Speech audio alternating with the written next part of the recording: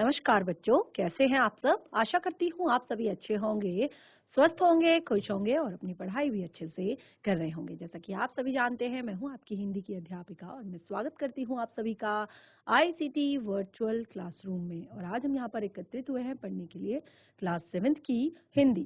Class 7th की हिंदी में हम यहाँ पर पढ़ रहे हैं अपने हिंदी व्याकरण का टॉपिक कारक, जिसमें हम अभी तक कारक के बारे में यानी कि कारक होते क्या हैं, कारकों के कितने भेद होते हैं, ये हम अभी तक यहाँ पर पढ़ चुके हैं। और साथ ही हम यहाँ पर कारक के प्रत्येक जो भाग है, प्रत्येक जो भेद है, उसको हम यहाँ पर एक एक करके डिस्कस कर रहे हैं। यानी कि उनके जो कारक चिन्ह हैं उनके साथ हम उनको डिस्कस कर रहे हैं कि किस तरह से इनका प्रयोग किया जाता है, किस तरह से इनको पढ़ा जाता है, समझा जाता है और क्या इनका उपयोग है हिंदी में। तो चलिए चलते हैं स्मार्ट बोर्ड की तरफ, कंटिन्यू करते हैं अपने सेशन को। बिल्कुल रेडी हो जाइए कॉपी पेन पेंसिल लेकर। सभी बच्चे ध्यान पूर्वक पढ़ेंगे, साथ ही समझने का प्रयास भी करेंगे। तो देखिए, हम यहाँ पर जो कारक पढ़ रहे हैं, अभी तक हम उसमें क्या क्या पढ़ चुके हैं वो हम यहाँ पर देख लेते हैं। अभी तक हमने यहाँ पर कारकों में सबसे पहले देखिए कारक की जो परिभाषा है वो हमने यहाँ पर पढ़ी। उसके बाद हमने कहा कि जो कारक हैं उनको शो करने के लिए, उनको दिखाने के लिए कुछ विभक्तियों का प्रयोग किया जाता है। कुछ विभक्तियां यानी कि कुछ विभक्ति चिन्ह उसमें लगाए जाते हैं, तो उन्हीं को हमने क्या कहा यहाँ पर विभक्तियां। ठीक है, और उसको हमने एक और नाम दिया था, उसको हमने नाम दिया था परसर्ग। यानी कि हमने कहा विभक्तियों को ही परसर्ग भी कहा जाता है क्योंकि ये संज्ञा और सर्वनाम के बाद जुड़ते हैं। तो इस तरह से हमने यहाँ पर ये टॉपिक यानी कि परिभाषा क्लियर होने के बाद हमने यहाँ पर कारक के भेद जो है उनको हम यहाँ पर पढ़ रहे हैं, जिसमें हमारा दो भेद हैं, 8 भेद हैं, जिसमें हम दो भेद यानी कि यहाँ पर हम कर्ता कारक और कर्म कारक को हम यहाँ पर फिलहाल अभी तक डिस्कस कर चुके हैं। तो इसमें हमने 8 भेद बताए हैं, जिसमें कर्ता कारक, कर्म कारक, करण कारक, संप्रदान कारक, अपादान कारक, संबंध कारक, अधिकरण कारक और संबोधन कारक। और प्रत्येक कारक के लिए आपको यहाँ पर नोट करवाया है उसकी विभक्ति, उसका एक तरह से कारक की विभक्ति क्या है। ठीक है, तो ये सब आपने नोट किया हुआ है। और लास्ट सेशन में जो आपको होमवर्क दिया था वो होमवर्क भी यही था कि ये विभिन्न कारक जो यहाँ पर दिए गए हैं 8 के 8, इन सब की विभक्तियों को आप याद करेंगे। सबकी विभक्तियां आप याद करेंगे। जैसे मैंने आपको बताया, कर्ता कारक की विभक्ति होती है ने, कर्म कारक की विभक्ति से या के द्वारा, कर्म कारक की विभक्ति को करण कारक की विभक्ति से या के द्वारा, संप्रदान कारक के लिए की विभक्ति के लिए। और यहाँ पर को का भी प्रयोग होता है, लेकिन वो हम हमेशा देने के अर्थ में होता है। ठीक है, जो के लिए होता है उसका अर्थ, उसका प्रयोग होता है किसी के लिए कुछ काम करने के अर्थ में, और जो को होता है उसका हमेशा देने के अर्थ में प्रयोग होता है। उसके बाद अपादान कारक, अपादान कारक की विभक्ति भी से है आपको बताई। संबंध कारक, संबंध कारक की विभक्ति का, के की, रा रे री। अधिकरण, अधिकरण कारक की विभक्ति यहाँ पर जो बताई है मैं और पर। और संबोधन की हे रे अरे। तो आपने देखा जो हमने अपने लास्ट सेशन में यहाँ पर पढ़ा कर्ता कारक, इसमें मैंने आपको बताया कि संज्ञा या सर्वनाम के जिस रूप से काम करने वाले का बोध होता है। ठीक है, नोट भी करते रहेंगे ये सारी चीजें साथ साथ। ये सारी चीजें तो अभी तक फिलहाल आपने नोट करी होंगी क्योंकि ये हम रिवाइज कर रहे हैं जो हमने अपने लास्ट सेशन तक पढ़ा है। तो हमने कहा संज्ञा या सर्वनाम के जिस रूप से काम करने वाले का बोध होता है उसे कर्ता कारक कहते हैं। ठीक है, तो जैसे यहाँ पर हमने बहुत सारे एग्जाम्पल लिखे हैं। अनिल ने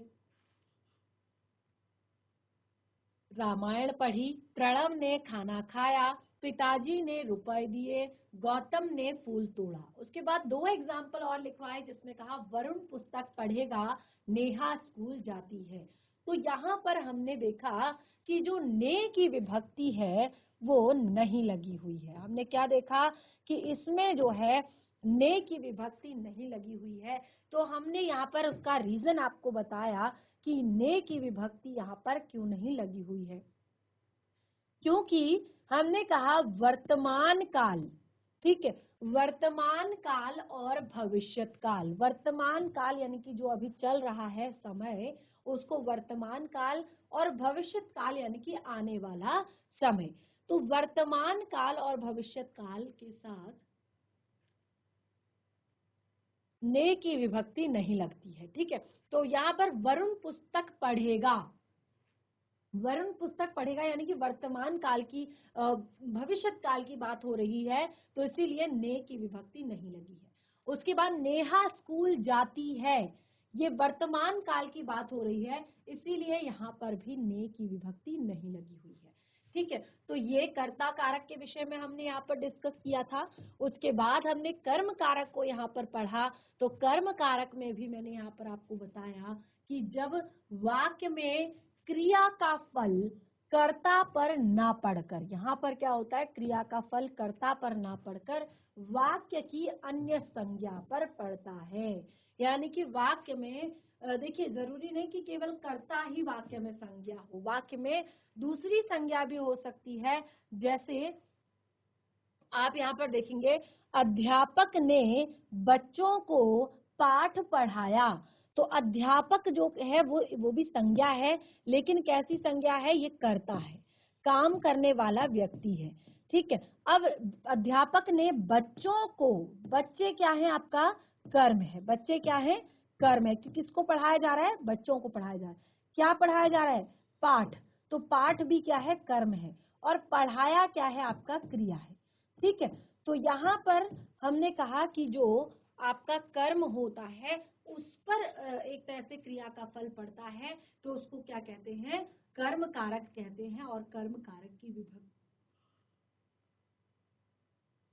विभक्ति को होती है। ठीक है, तो ये क्लियर कर दिया था। जैसे राम ने रावण को मारा, कमल पुस्तक पढ़ता है। अब देखिए हमने यहाँ पर फिर से वही चीज हम यहाँ पर आ गए, अटक गए यहाँ पर, कि कमल पुस्तक पढ़ता है, तो जहां पर हमने कहा कि जहां पर क्या होता है, सजीव कर्म होता है, हमेशा को की विभक्ति वहीं पर लगती है। यानी कि जहां सजीव कर्म होता है वहीं पर को की विभक्ति लगती है, जहां निर्जीव कर्म होता है वहां को की विभक्ति नहीं लगती है। ये मैंने आपको लास्ट सेशन में क्लियर किया था।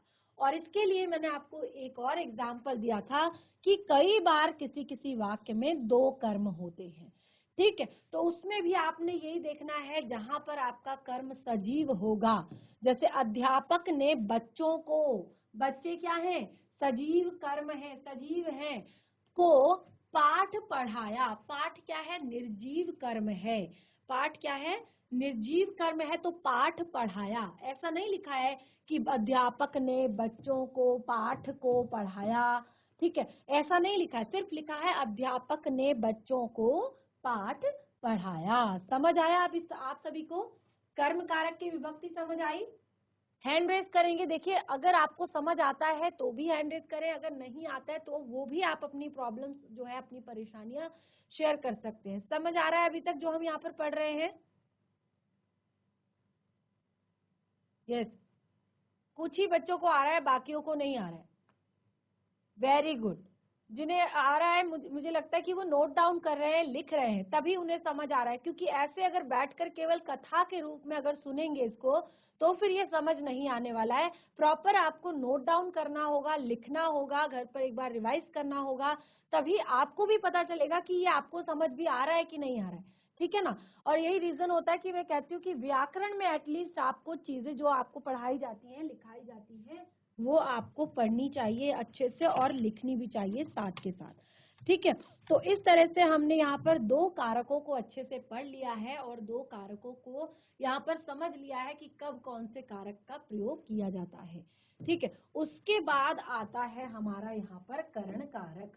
ठीक है, उसके बाद हमारा क्या आता है, नंबर 3 करण कारक। नंबर 3 आता है करण कारक। अब देखिए करण का जो अर्थ है ना, वो मैंने आपको पहले भी बताया है। करण का अर्थ होता है एक साधन। ठीक है, साधन बोधक जिसको हम कहते हैं, करण तत्पुरुष, साधन बोधक जो होता है। ठीक है, तो करण कारक में क्या होता है कि यहाँ पर जो एक बार आप लिख लीजिए, इसको परसर्ग देख लीजिए, पहले इसको लिखते हैं फिर इसको समझेंगे। इसका जो परसर्ग है करण कारक का परसर्ग क्या होता है, क्या बताया था करण कारक का, से। ठीक है, करण कारक का परसर्ग या उसकी विभक्ति क्या है, से है। ठीक है,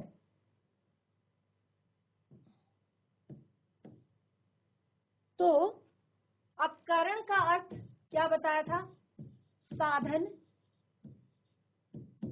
या माध्यम। ठीक है, इस तरह से आपको समझ आएगा।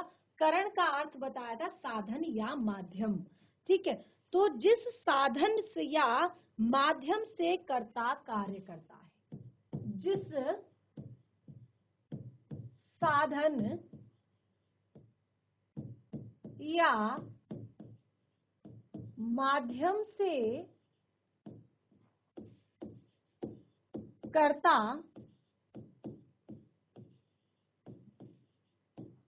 कार्य करता है,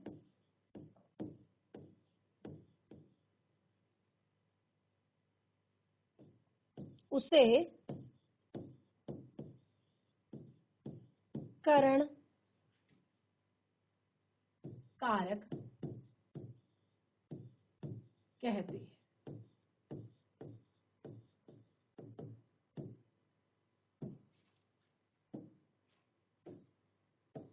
ठीक है, क्या बताया हमने, जिस साधन अथवा माध्यम से कर्ता कार्य करता है उसे हम क्या कहते हैं, करण कारक कहते हैं।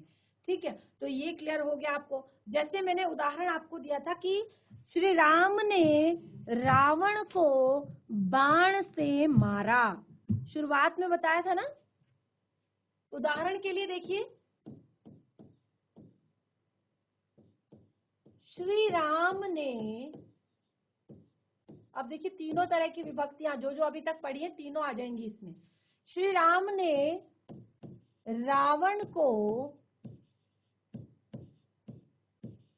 बाण से मारा। ठीक है, अब आप देखिए इसमें तीनों तरह की आपकी विभक्तियां आ गई। श्री राम ने रावण को बाण से मारा। ठीक है, ये आपकी जो श्री राम ने, ये क्या हो गई आपकी कर्ता कारक की विभक्ति। ठीक है, ये आपकी कर्ता कारक हो गया। रावण कर्म कारक हो गया, किसको मारा, रावण को मारा। किससे मारा, बाण से मारा, तो ये करण कारक हो गया। किससे मारा, बाण से मारा। ठीक है, वो साधन और वो माध्यम हमें बताना था, तो हमने बता दिया कि वो उस रावण को किससे मारा, बाण से मारा। तो करण कारक समझ आया आपको, जिस साधन अथवा माध्यम से कर्ता काम को करता है, यानी कि काम करने वाले व्यक्ति के द्वारा काम किया जाता है, उसे हम क्या कहते हैं, कर्ता कारक कहते हैं। देखिए दूसरा उदाहरण देखिए, अध्यापिका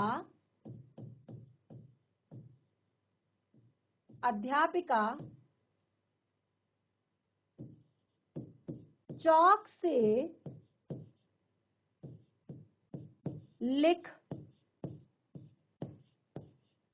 रही है।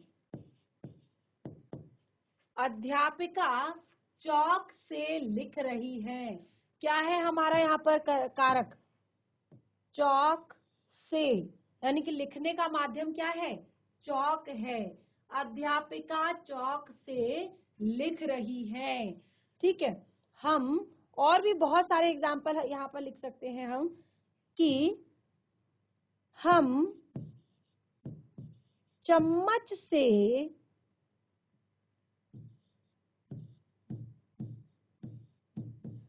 खीर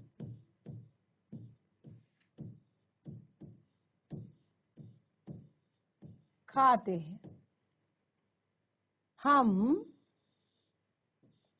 चम्मच से खीर खाते हैं। तो क्या बताया जा रहा है यहाँ पर साधन बताया जा रहा है। यहाँ पर एक तरह से साधन का बोध कराया जा रहा है कि जिससे कर्ता जो है क्या करता है, काम करता है। जो कर्ता होता है वो क्या करता है, काम करता है। तो उसके काम करने का साधन यहाँ पर बताया जा रहा है, इसलिए इसको करण कारक कहा। और करण कारक का परसर्ग या करण कारक की विभक्ति क्या है? से है। ठीक है, समझ आया सभी को? समझ में आ रहा है? हैंड रेज करेंगे समझ आ रहा है तो, और नोट जरूर करेंगे अपनी कॉपी में। ठीक है, समझ आ रहा है सभी को? देखिए जहां पर नहीं समझ आता है वहां पर भी आप पूछ सकते हैं, खड़े होकर पूछ सकते हैं। तो देखिए कर्ता करण कारक की जो विभक्ति है इसमें और भी बहुत सारे एग्जाम्पल हैं। जैसे आप लिख सकते हैं कि कमल पेन से लिख रहा है, लड़के फुटबॉल से खेल रहे हैं, बच्चा बस से स्कूल जा रहा है। ठीक है, तो बहुत सारे ऐसे शब्द आपके एक तरह से एग्जाम्पल्स हैं जिनको आप लिख सकते हैं, जिनको आप नोट कर सकते हैं। ठीक है, तो इस तरह से ये जो टॉपिक यानी कि करण कारक की विभक्ति ये भी हमारा क्लियर हो गया है। लेकिन अब देखिए, अब आपको कैसे पता चलेगा कि ये करण कारक की विभक्ति है, कैसे आप इसका बोध करेंगे कि ये करण कारक की विभक्ति है? तो देखिए आपको क्या होता है, करण में के साथ के द्वारा विभक्ति चिन्हों का भी प्रयोग होते हैं। जैसे चटनी के साथ समोसा खाया। तो यहाँ पर बताया गया है कि जो आपके करण कारक होता है उसमें के साथ और के द्वारा की विभक्तियां भी जोड़ दी जाती हैं और फिर उनको क्या किया जाता है, जैसे यहाँ पर कहा कमल ने चटनी के साथ समोसा खाया। ठीक है, तो इसी तरह से यहाँ पर इसको कंप्लीट किया जाता है। और दूसरी बात कि कई बार हम पहचान नहीं पाते कि इसमें कौन सा कारक है। ठीक है, इसमें कौन सा कारक है ये पहचान नहीं पाते, तो इसके लिए हमें क्या करना होगा, प्रश्न करने होंगे। किस तरह के प्रश्न करने होंगे? किससे, कैसे, किस चीज से, किस संसाधन से, किससे। तो ये सारी जो आपको बातें हैं वो आपने करनी होंगी, सारे प्रश्न आपने पूछने होंगे, तभी आपको जो है सही सही उत्तर मिलेगा और आपको यहाँ पर पता चलेगा कि कौन सा ये समास है। ठीक है, तो ये हमने सबसे मेन चीज यहाँ पर की। और अब देखते हैं इसके आगे। ठीक है, नंबर 3 हमने कर लिया है, यानी कि कर्म कारक कर लिया है, करण कारक कर लिया है और आपका कर्ता कारक हमने यहाँ पर कंप्लीट कर लिया है। चलिए आगे बढ़ते हैं, संप्रदान कारक नंबर 4 की तरफ आगे बढ़ते हैं।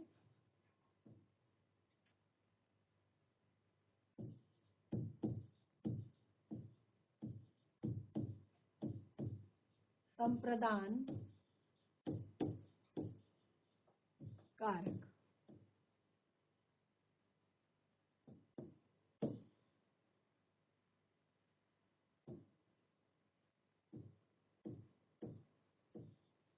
संप्रदान कारक। अब ये संप्रदान कारक होते क्या है? तो सबसे पहले संप्रदान कारक की जो विभक्ति है या परसर्ग है उसको लिख लीजिए।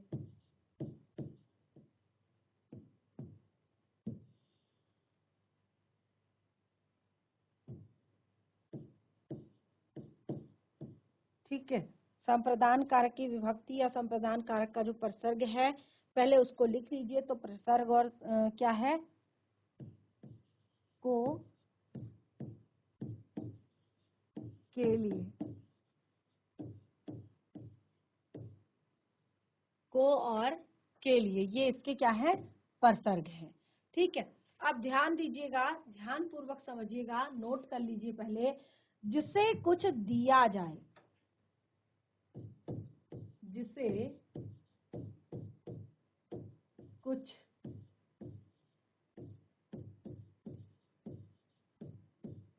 दिया जाए,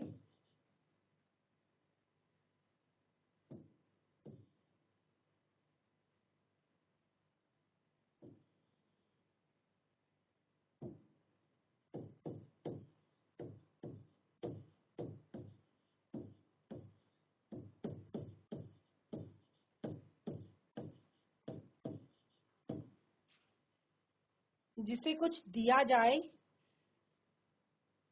या जिसके लिए कोई कार्य किया जाए।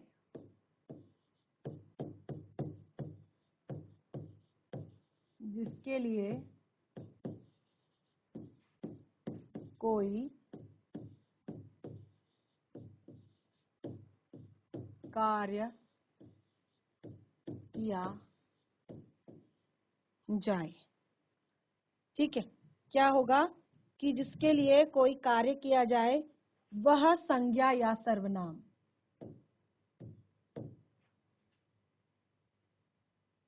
वह संज्ञा या सर्वनाम संप्रदान कारक कहलाता है। वह संज्ञा या सर्वनाम संप्रदान कारक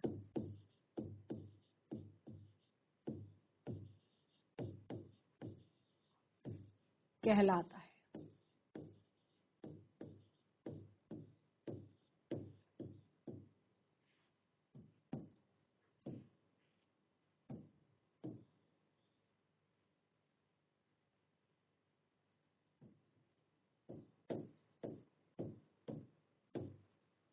ठीक है, क्या कहा है यहाँ पर, ध्यान से देखिएगा क्या कहा है यहाँ पर।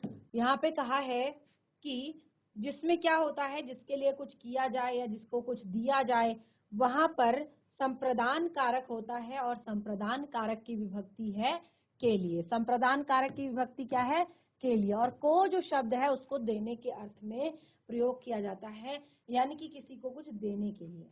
जैसे उदाहरण देखिए, विमल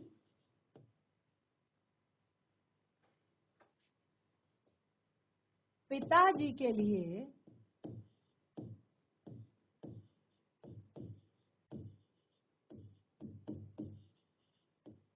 विमल पिताजी के लिए फल लाया। विमल पिताजी के लिए फल लाया। ठीक है, समझ आ रहा है क्या किया है। हमने कहा किसी को कुछ देना, किसी को कुछ लेना अगर हो तो वहां पर क्या होता है, संप्रदान कारक आपका लगता है। ठीक है,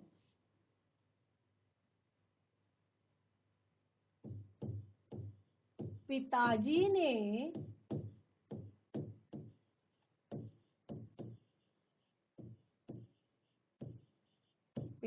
ने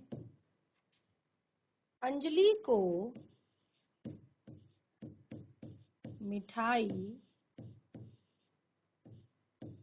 दी। पिताजी ने अंजलि को मिठाई दी। ठीक है, पिताजी ने क्या किया, अंजलि को मिठाई दी। तो अंजलि को हमने कहा कि किसी को देने के उसमें ये काम आता है जब किसी को देने की बात होती है। ठीक है, अब इसकी पहचान के लिए भी, यानी कि संप्रदान कारक तो आपने कह दिया, आप संप्रदान कारक कैसे पहचानेंगे।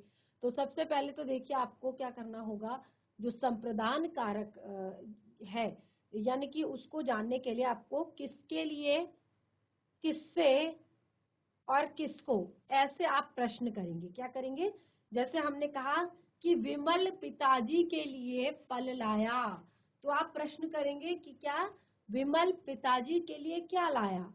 ठीक है, तो तुरंत यहाँ पर उत्तर आएगा आपका फल लाया। ठीक है, या फिर विमल किसके लिए फल लाया। ठीक है, विमल किसके लिए फल लाया, तो विमल पिताजी के लिए फल लाया। ठीक है, इसी तरह से पिताजी ने किसको मिठाई दी, पिताजी ने अंजलि को मिठाई दी। ठीक है, तो इस तरह से यहाँ पर जितने भी आपके विराम चिन्ह हैं ये बहुत ही ज्यादा एक तरह से यहाँ पर बिल्कुल ऐसे लिखे गए हैं, क्लियर करके बताए गए हैं कि आप अच्छे से इसको समझ पाए, अच्छे से इसको लिख पाए। तो देखिए, विमल पिताजी के लिए फल लाया, पिताजी ने अंजलि को मिठाई दी। और भी एग्जाम्पल आप लिख सकते हैं, पिताजी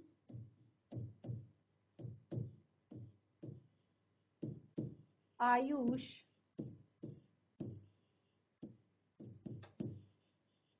के लिए, पिताजी आयुष के लिए किताब लाए। पिताजी आयुष के लिए किताब लाए। ठीक है, तो ये आपके एग्जाम्पल हो गए। इसी तरह से अब देखिए संप्रदान कारक में मैंने आपको बता दिया कि कहाँ पर आपका क्या लगाया जाता है। ठीक है, यानी कि जो आपका संप्रदान कारक है उसकी पहचान के लिए आप क्या करोगे, किसके लिए किसको आप इस तरह से प्रश्न करेंगे। ठीक है, अब यहाँ पर जो को है विभक्ति चिन्ह का प्रयोग कर्म और संप्रदान दोनों में होता है। ठीक है, जैसे मैंने यहाँ पर एक को भी लिखा है, देखिए मैंने कहा ये देने के अर्थ में आपका होता है। ठीक है, तो इसमें क्या होता है कि जो को की विभक्ति चिन्ह है का प्रयोग और संप्रदान कारक इनका दोनों में होता है, इसीलिए कारक में को से वस्तु देने या उपकार देने का भाव प्रकट होता है। ठीक है, तो इस तरह से जब आप देखेंगे जहां पर कहीं देने लेने की वाली बात कही गई हो तो वो भाव की बात है। ठीक है, तो इस तरह से हमारा संप्रदान कारक यानी कि प्रश्न 4 भी हमारा क्लियर हो गया है। अब हमारा है अगला अपादान कारक। नंबर 6 है, नंबर 5 है हमारा अपादान कारक।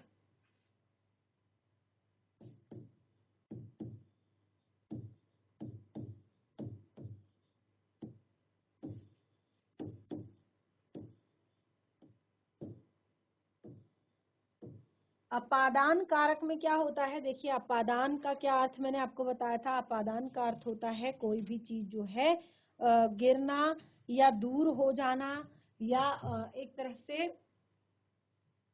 किसी भी चीज का अलग होना। ठीक है, पृथक्करण को यहाँ पर दर्शाता है ये चीज। तो जैसे हमने कहा, पहले नोट कर लेते हैं, और इसका परसर्ग जो मैंने आपको शुरू में ही बताया है, परसर्ग आपका क्या है, से। ठीक है, अब देखिए अपादान कारक में संज्ञा या सर्वनाम के जिस रूप से लिखेंगे, संज्ञा या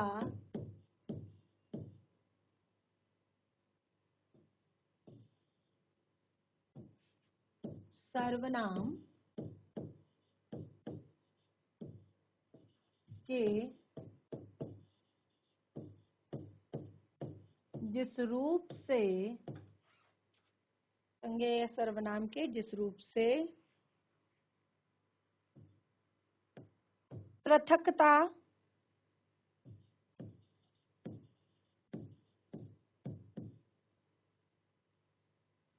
तुलना,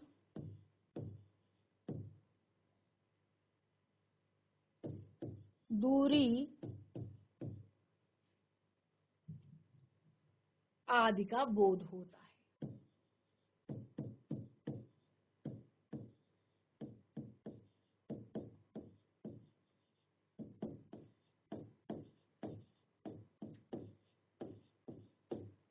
जो आपके अपादान कारक है ये क्या करता है, संज्ञा या सर्वनाम के लिए के जिस रूप से, ठीक है, यहाँ पर हम क्या लिखेंगे,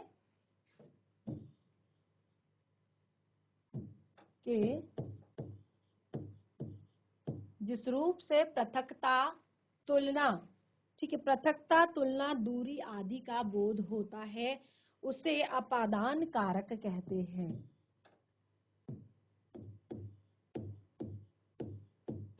अपादान कारक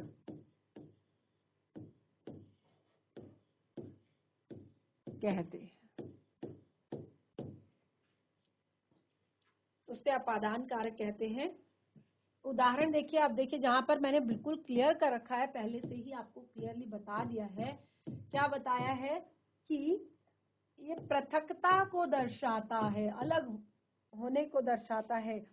पेड़ से पत्ते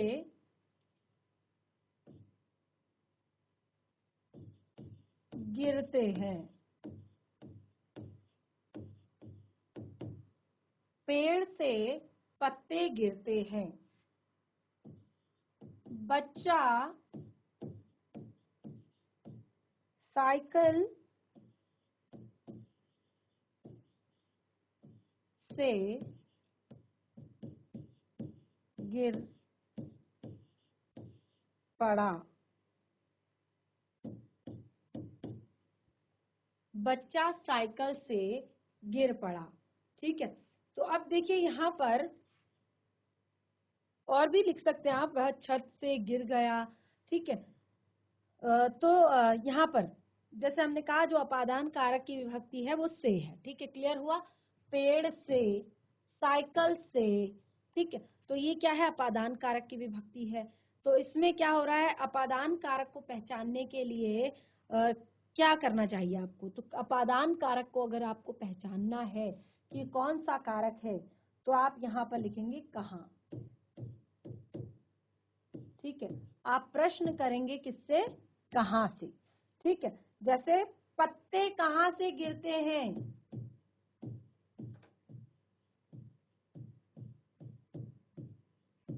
से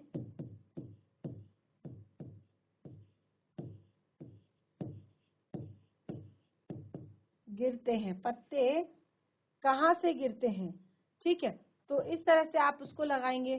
फिर जब कहाँ से प्रश्न इस तरह से पूछा जाएगा, आप तुरंत ही उत्तर दे देंगे कि पत्ते पेड़ से गिरते हैं। ठीक है, ये क्लियर हुआ। इसी तरह से आप दूसरा प्रश्न लिख सकते हैं, बच्चा कहाँ से गिर पड़ा, तो उसका उत्तर तुरंत आपको मिल जाएगा कि बच्चा साइकिल से गिर पड़ा। तो इस तरह से हमने जो यहाँ पर कारक हैं, उन कारकों में हमने 5 जो पार्ट हैं वो लगभग यहाँ पर बहुत अच्छे से क्लियर कर लिए हैं। और बाकी इसमें अभी काफी सारे जो पार्ट हैं इसके आगे, क्योंकि 3 पार्ट्स और अभी यहाँ पर शेष हैं, तो उनको हम आगे कंटिन्यू करेंगे। तो इस तरह से आज हमने अपना हिंदी व्याकरण का जो टॉपिक है कारक, उसमें आगे बाकी के कारकों को स्पष्ट किया और उनको आपको समझाने का प्रयास किया। और मैं आशा करती हूँ कि आपको थोड़ा बहुत तो जरूर समझ में आ रहा होगा। लेकिन सबसे जो मेन पार्ट है वो है कि आप घर पर जाकर उसको रिवाइज करें, उसको एक बार पढ़ें, कारकों की जो विभक्तियां हैं उन्हें याद करें, और कोई भी डाउट हो तो उसे नेक्स्ट सेशन में क्लियर करें। तो इस तरह से आज का सेशन जो है हमारा समाप्त होता है। हम मिलेंगे अपने नेक्स्ट सेशन में। तब तक के लिए धन्यवाद। आपका दिन शुभ हो।